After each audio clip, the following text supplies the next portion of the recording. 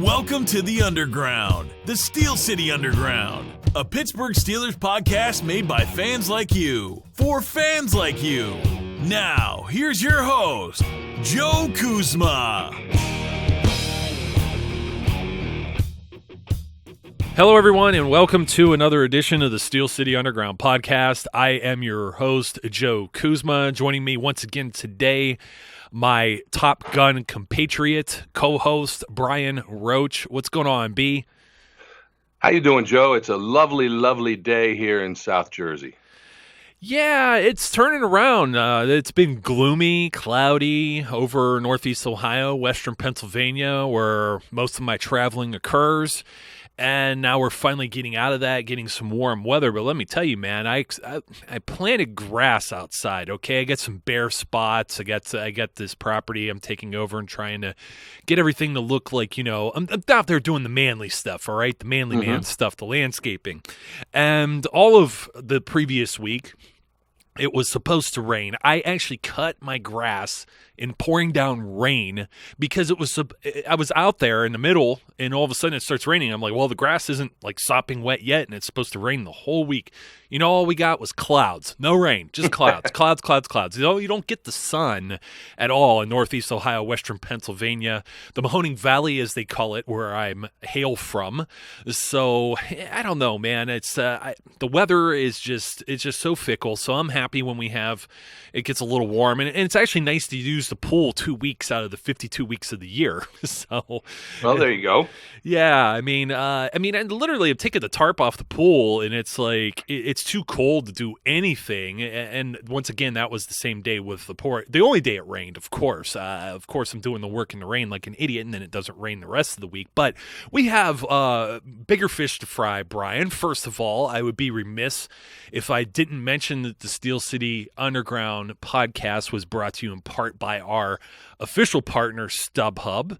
And for those of you who got to take advantage of the promotional code over the weekend, you're welcome, and thank you as well, since, of course, some of the proceeds from clicking any of the links or the promos in our show notes, which you can find at steelcityunderground.com/podcast. You'll always find the latest promotions for StubHub, and you use StubHub, Brian. I use it quite frequently to find tickets, and I'm usually happy because my wife likes to have an aisle seat.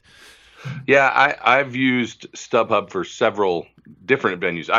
We go to several Steelers games every year, and being in Jersey, you know, it's not like we have season tickets or that it's easy to get tickets. So we've used StubHub quite frequently. If I'm not getting them directly from a season ticket holder, StubHub's usually where I go.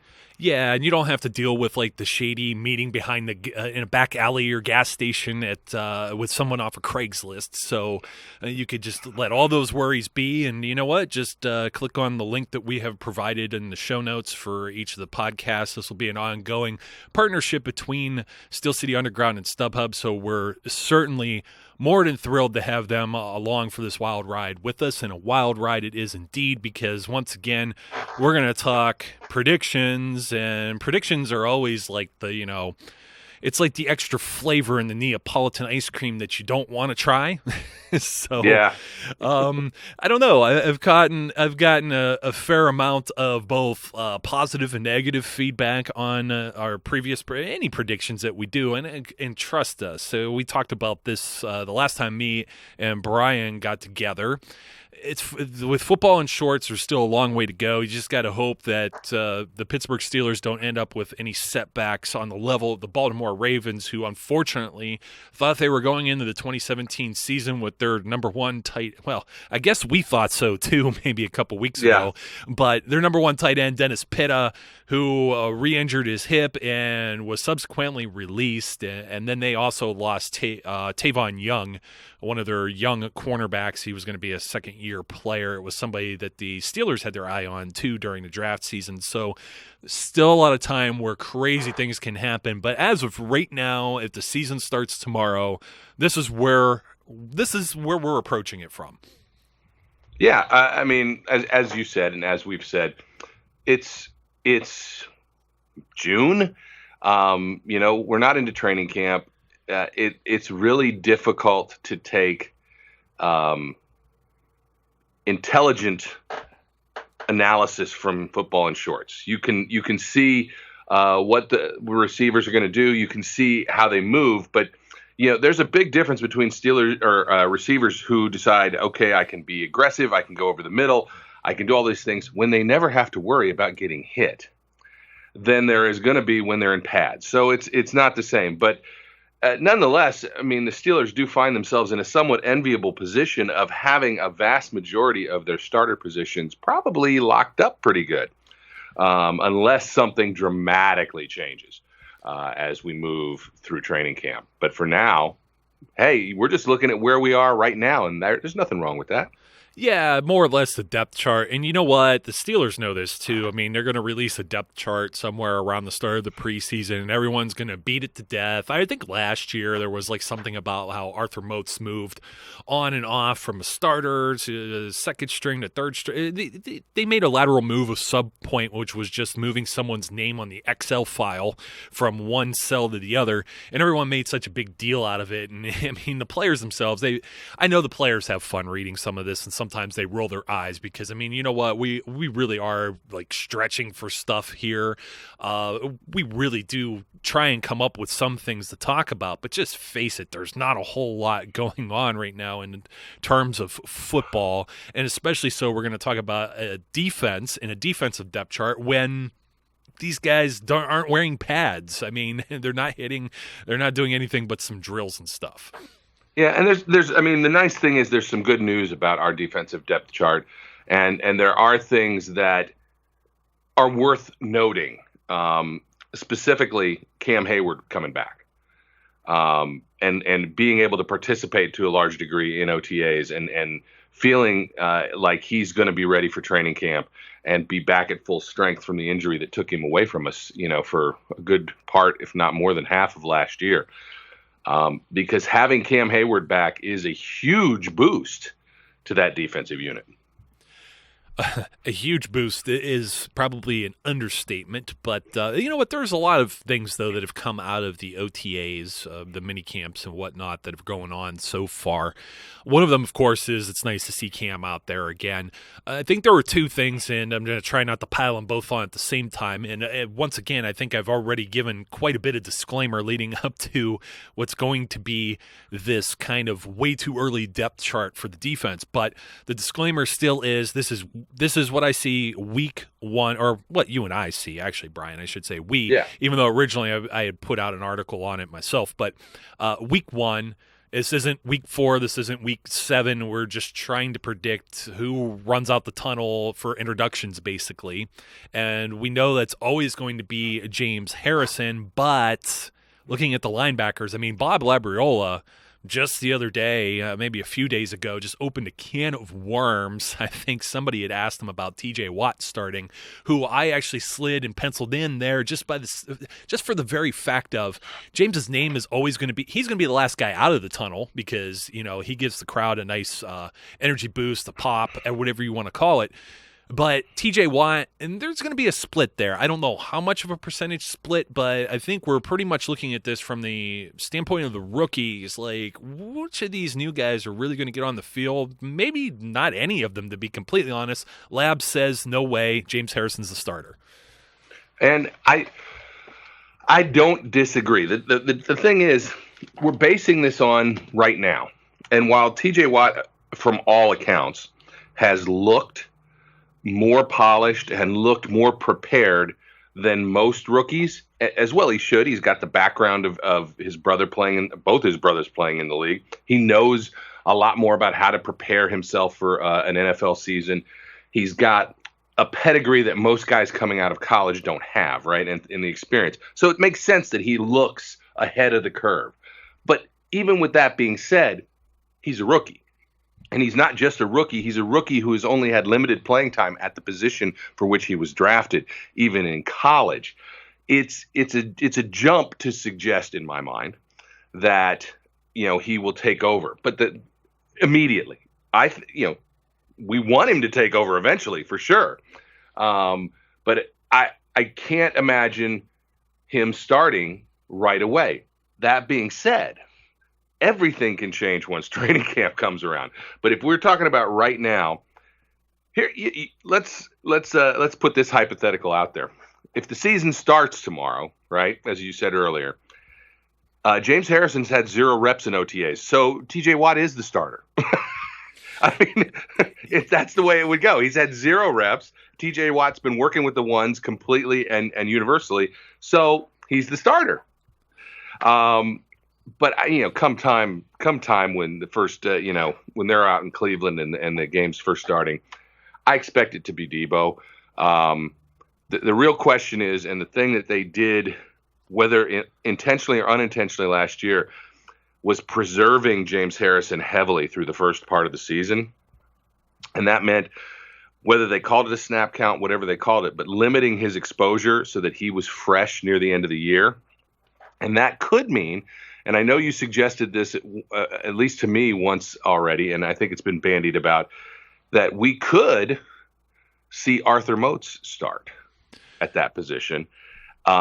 And circle in a rotation of Arthur Moats, James Harrison, and TJ Watt through the first part of the season until TJ gets acclimated, and then split that time with just James and he. It's possible.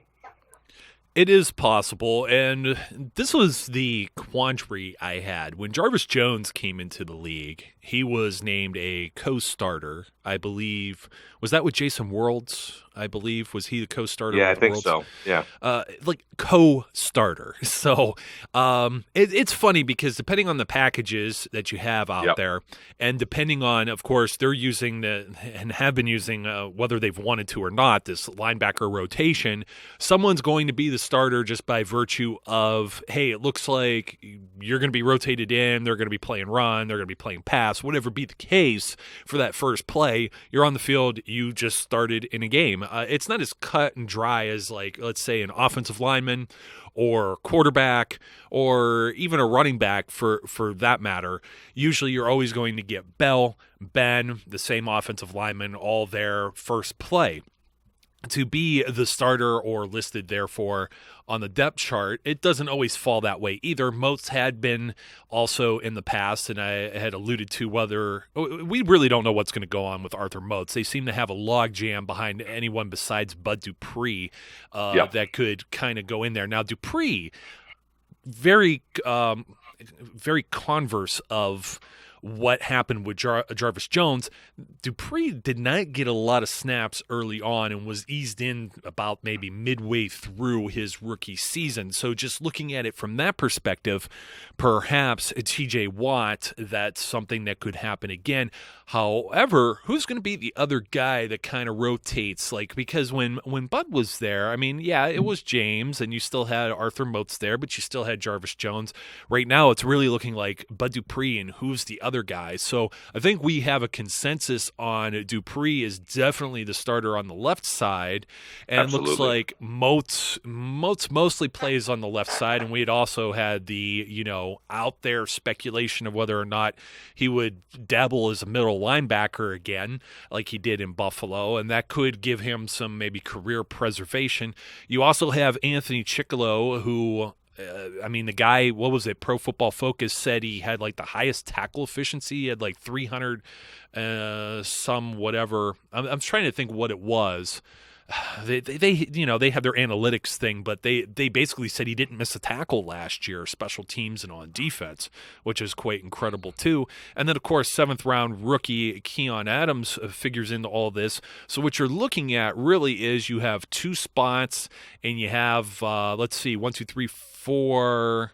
Well, you still have 6 guys, I guess. I'm trying to think if I'm missing someone. I don't know. Jarvis Jones isn't there, so I guess I'm not missing him. No.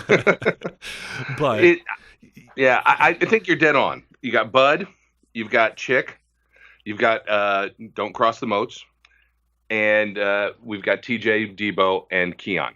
And let's not sleep. And Steelers Nation should not sleep on Keon Adams. I think, you got the opportunity to talk to him, and I know, was it Eric who had the opportunity to interview him prior, or was that Zach? Yeah, it was Eric. So, and the more you watch, and the more you hear, and even little snippets that we get out of the OTAs, because of course that's not open to the public.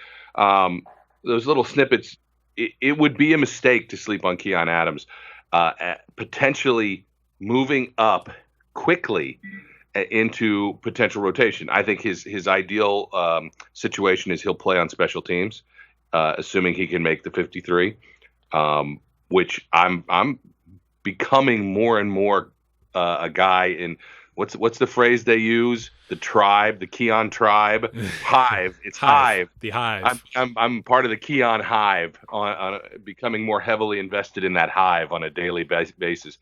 I think he's gonna be around, and he could make some people stand up and take notice. And it might be the impetus that pushes Arthur Moats into trying to extend his career with the Steelers by taking some snaps inside.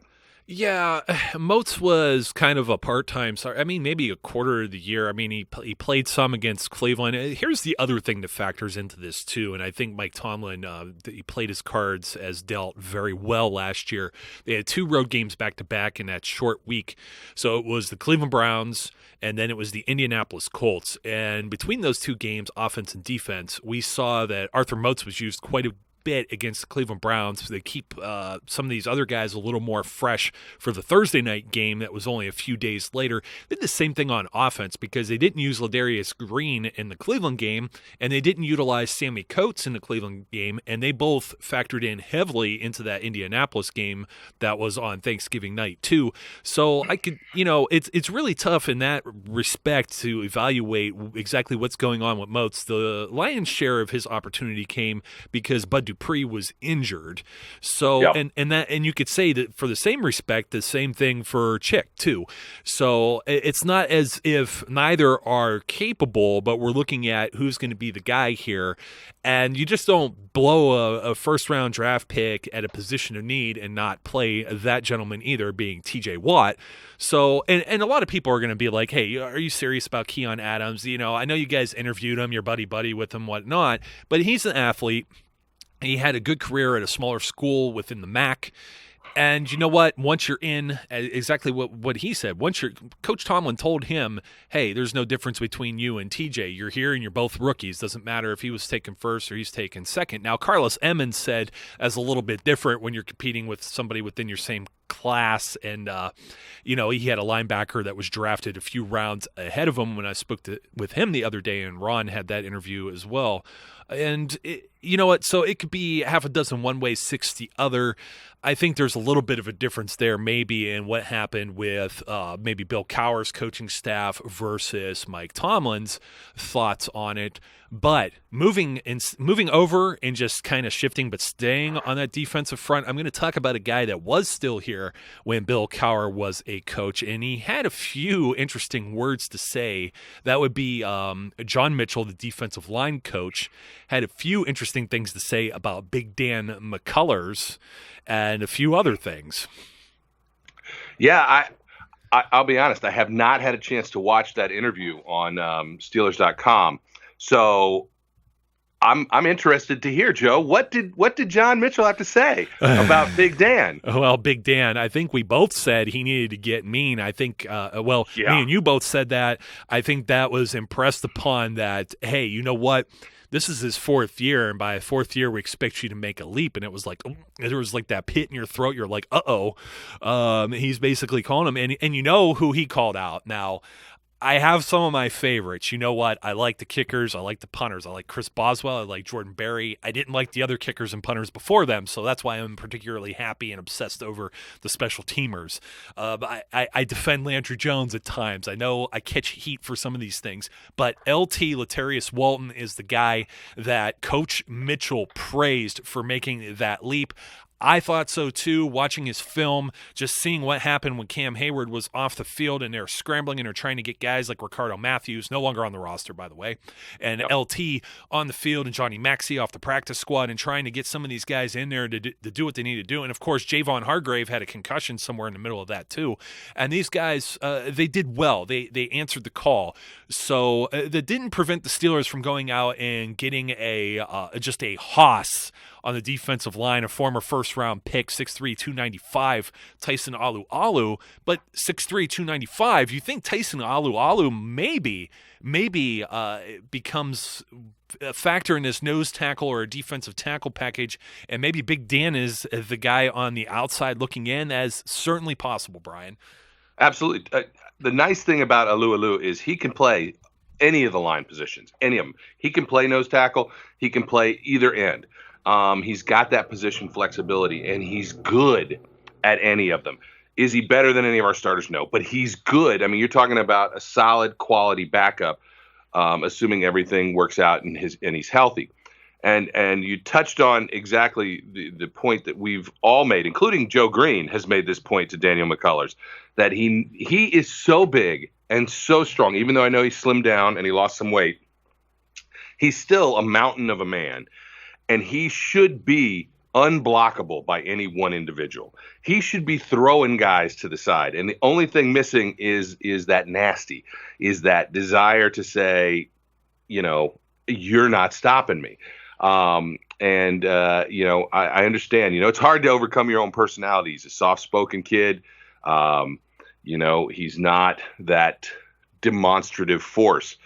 But if he can find that within him, and he may need to, your point is very valid, because Alualu could take, some of that, with that position flexibility, could make McCullers more expendable. And this is that year for him, as you said. He needs to make a jump. Hopefully he will.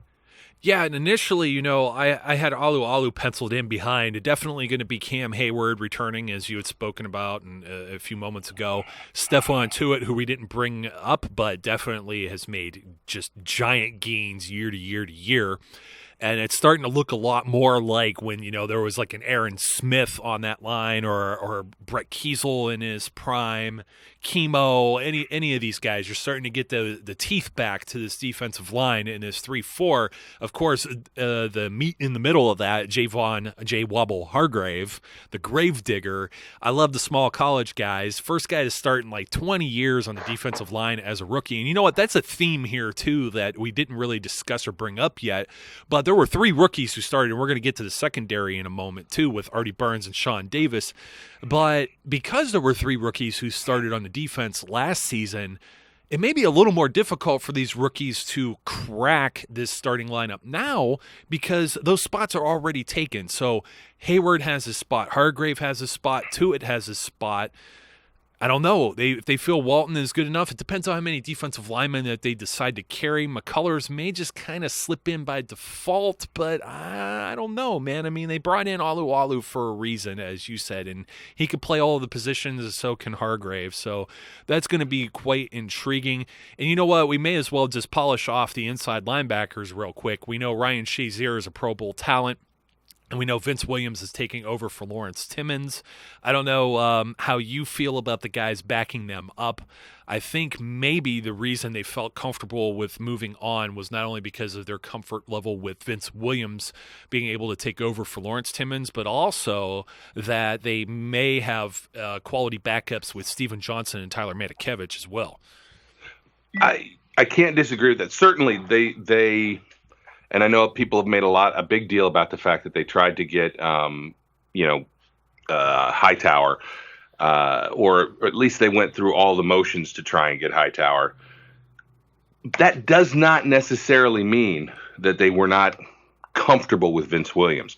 You always try and improve, and if you can get a high caliber guy, then you try. I don't know that he would have been able to essentially start over Vince Williams, to be quite honest with you, because Hightower has his limitations, but I think he could have been a good positional piece. I think Vince Williams is going to impress some people this year. He's got to be hungry for this position. And last year when he did play, he played very well, and he has continued to improve every year. I know that he was looked at early on in his career as much more of just a pure thumper, the kind of, downside linebacker or downhill linebacker that the NFL has kind of gotten away from because of it being a pass-heavy league.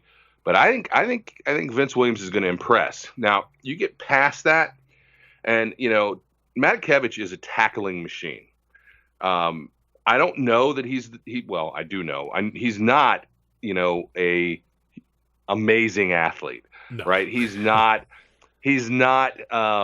always going to be great in coverage, but he's going to find the ball and he's going to make the tackle.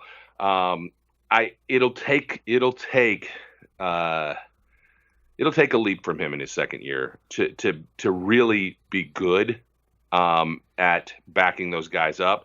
But I think Steven Johnson can be a quality, capable backup, and we'll have to see how it progresses out of that. But I think they know better than us, right? They see Matakevich, they see Johnson all the time. We see them only in film that we get to try and take a look at, and for Matakevich, that was very limited last year. So you'd have to think they have a good idea that they're happy with where he's gotten to. So I think it's obvious they're pretty set on that depth chart there. Yeah, Tommy Jaggy had a nice piece that was put on the website about a week ago about Matakevich and comparing him even to Vontaze Burfict, believe it or not, because what happened and he had a nice long list of guys in the NFL showing late round picks, 6th, 7th round picks, almost kind of the same thing we're just talking about with Keon Adams. Really, there's a lot of value put into, and Ron had spoken about this along with Carlos Emmons on the last show, whether there's too much stock maybe put into just someone's athletic measurables, so to speak.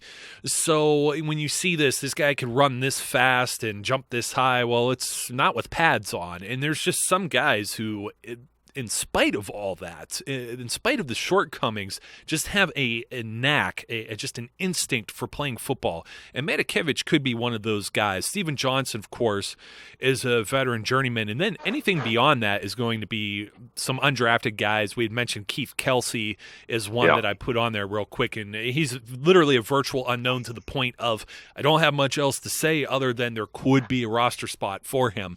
But hey, you know what? It is what it is. As long as Ryan Shazier and Vince Williams are healthy. Speaking of Vince Williams, and I think what you were getting at is, or what just popped into my mind is that the hunger, desire, and passion that this guy has for playing pro football is what's missing from Dan McCullers, actually. So it just doesn't seem like, put that heart into that big body, and that's what we want to see from Big Dan.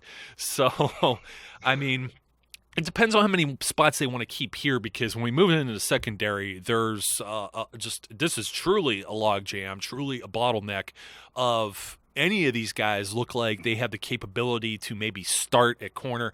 I know a lot of people are really bent out of shape. Hey, this secondary was 30th, just 2 seasons removed. But the latter half of last year, where Artie Burns and Sean Davis come in, you still have Mike Mitchell. It's 2/3 of that, along with Ross Cockrell, who is right now the presumed starter. They didn't do a bad job over maybe the last 8 or 9 games. In fact, they trimmed quite a bit off. I had mentioned that their average over those games would probably place them within the top 5 when it comes to passing defense, yards allowed. I think they're finally getting there. Yeah, I agree. There is another linebacker that I think we're forgetting. That's LJ Fort. Oh, yeah, I did. He's been consistent enough that I think he could roll into some of that backup, even though he's primarily a special teamer guy. But as far as the secondary goes, I think Artie and Ross are pretty locked in at the corner. The vulnerable spot there is Ross Cockrell, and I know that we've done some pieces on Ross and we've talked a lot internally about him. And he's a guy who I think is undervalued, certainly undervalued by Steelers Nation. But I think even around the league, he's undervalued. He has done a really solid job for the most part. Does he get burnt on occasion? Sure. Does he miss a tackle every now and then? Yeah, he does.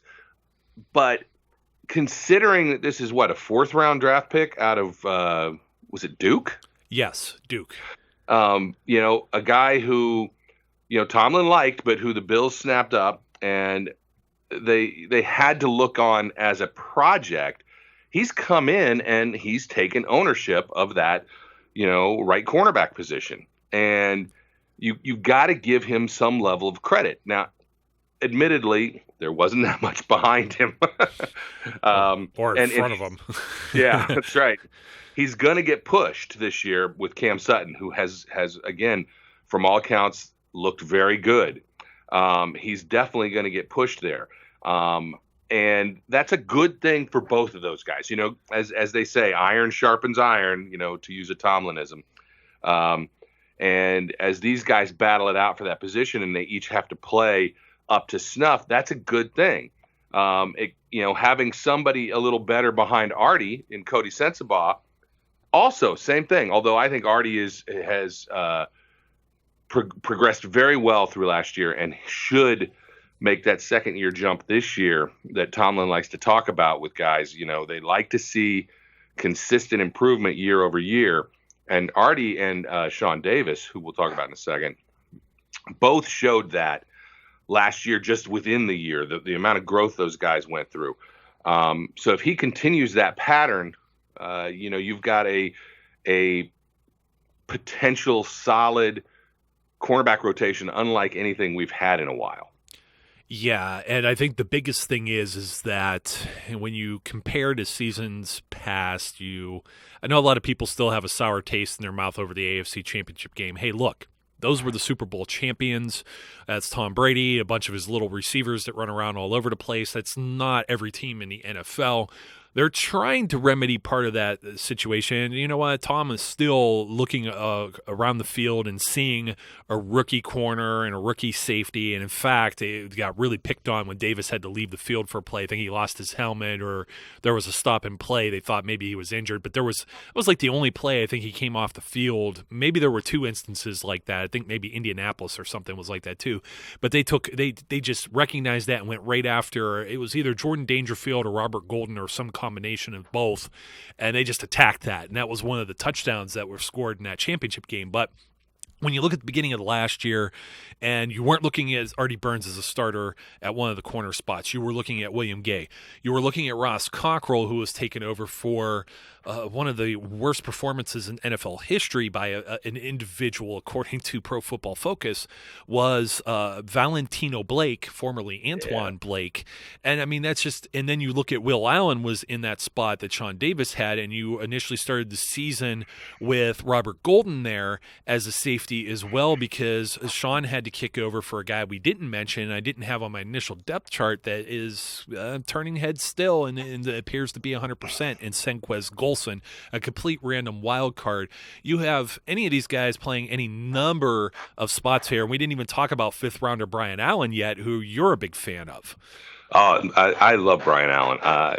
Some of the reports that we get out of OTAs, some of the tweets that the guys have done watching him, you know, the aggressive nature of his chuck, the sick interception that he's done a couple times. He's a project, and I'll be the first to admit it. He's a wide receiver converting to corner, but in many ways, that's not that absurd, especially since he got a chance to do it earlier, rather than later, because he understands route running the way that a lot of corners may not. He has ball skills that we have been missing. And while I don't know that he's going to contend to be a starter, I still believe that he's going to push to make the 53. I think that there's a chance of that.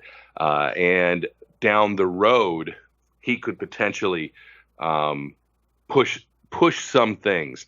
The question is where, because Artie's pretty solidified, but I can see Brian Allen being a really solid backup there, and it'd be interesting for us to have an overabundance of good corners. Yeah, we don't know the future of Ross Cockrell either, because he's playing on a tender for 1 year, and then he's going to be an unrestricted free agent come 2018. So they're obviously shoring up and kind of getting the reinforcements in place now rather than later. Also, a longer-term deal with Cody Sensabaugh, looking at least outside of that window of 2017 and even 2018.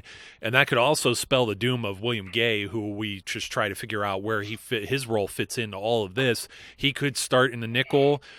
Maybe Golson comes in there, maybe Sensabaugh comes in there, maybe Cam Sutton plays in that spot. But from all intents and purposes, sounds like they're working out Sutton at least in a Ross Cockrell role on the outside opposite Artie Burns. But it doesn't look like that initial starting lineup. In fact, the entire thing, you go all the way down.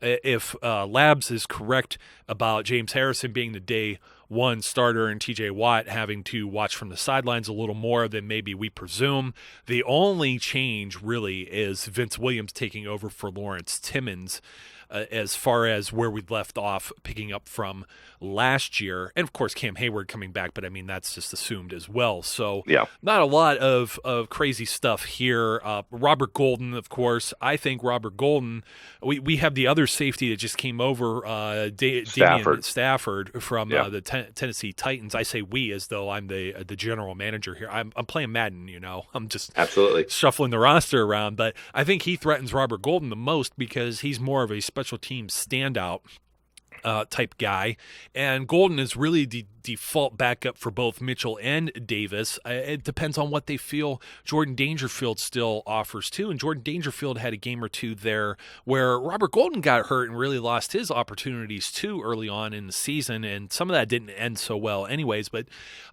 Jordan Dangerfield, he had a little bit of a performance there, so I don't know. I don't know how you evaluate where some of these guys fall when the secondary was so bad, but it's definitely an improvement. It's definitely trending at least toward average, maybe above average, middle of the pack. When you're looking at 32 teams in the NFL, they're probably somewhere between 14, 15, 16 now, as opposed to being, 28, 29, or 30 as we had to endure for the better part of maybe 2 or 2.5 seasons.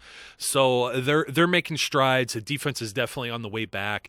You know what? I have to acknowledge one other thing that popped in my brain too, Bri. I saw Simon Chester from Steelers Wire. He put out the spending for the salary cap, or the Steelers have allocated everything.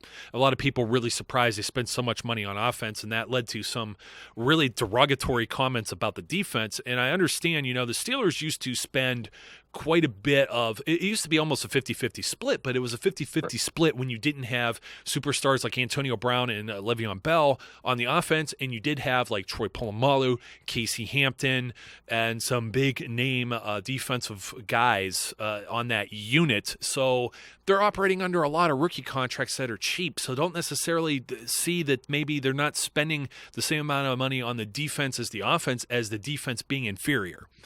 Yeah, and they're very smart. You think about this. A lot of these defensive contracts are going to start to come to term over the next few years, and as the cap starts to increase over the next few years, that money is going to start to get allocated to signing these young defensive guys, and that means we're going to see that balance kind of come back into play. Yes, they have they have the benefit of having a lot of rookie contracts being involved there right now, which is great. And it does skew things. And that's unusual for the Steelers to begin with because, as we said, it's not often that they have a rookie starter on defense, let alone 3. So I think that balance will come back as they need to sign Shazier and they need to sign Tuitt. And then, you're starting to get close to where you're going to have to sign Sean Davis and Artie. All of a sudden, those things are going to start to balance out. I do want to say something else about the corners, and that it's the wild card that you mentioned, Senquez Golson. I actually think at this point, while they don't know what to expect from him, there's been a lot of talk. I know Kevin Colbert said, we don't know. It's hard to put your faith in a guy who hasn't played a single snap and has been injured for 2 years. So we have no idea. There's a lot of mind games that go on in professional football, and it wouldn't surprise me at all if they still, even though they may not say it, are viewing Golson as the guy who has the slot position right now and has to lose it. Because William Gay, as much as we all love him, he wasn't that great last year. And he is getting older and his skill set is declining, and that's one of those positions they need to get younger and better at. And Golson can provide that if he can stay healthy. And it's the injuries he had were kind of freak injuries. It's not like he showed a history of injuries in college. So maybe we're going to get a pleasant surprise there.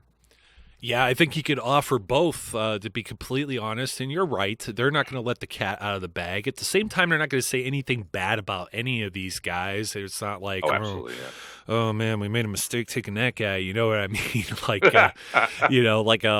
Shamarko or Dree Archer. Whatever. Hey, Shark has a job, though. He got signed by the Jets, so all the more power to him. And maybe, a change of scenery will help with him. Hopefully it won't help Calvin Pryor, who went over to the Cleveland Browns, and Browns getting blasted a little bit for some of their moves, but when don't they, really? So I think the Steelers are on an upward swing. I mean, you have a second-round draft pick in Golson that hasn't been able to see the field, and he's a young guy.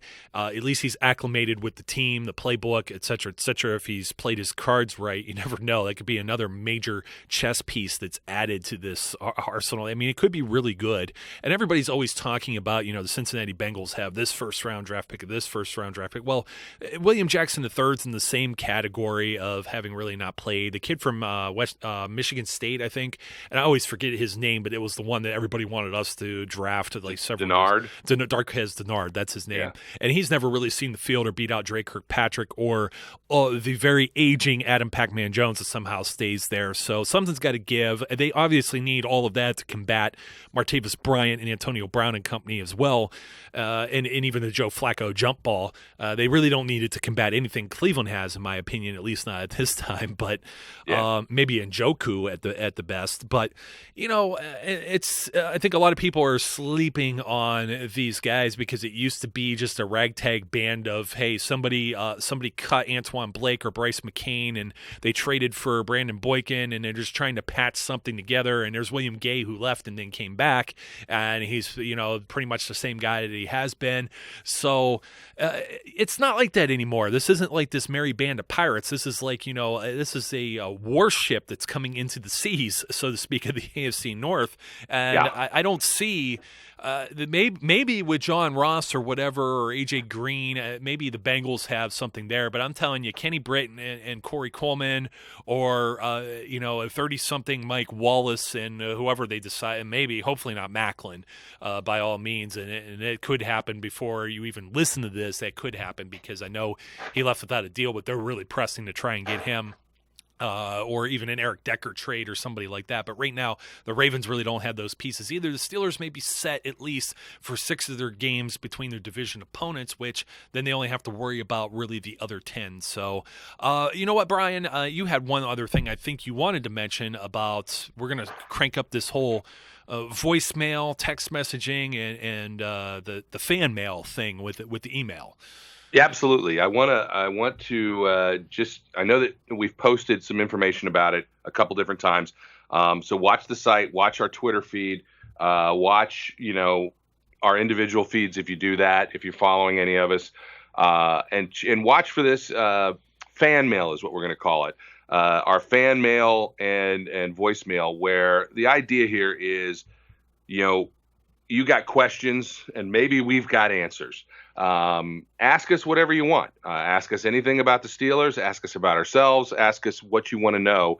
And in one of the video podcasts, we will do a Letterman-esque viewer mail, fan mail piece where we'll read your messages, we'll answer your questions, and hopefully we'll have some fun doing so.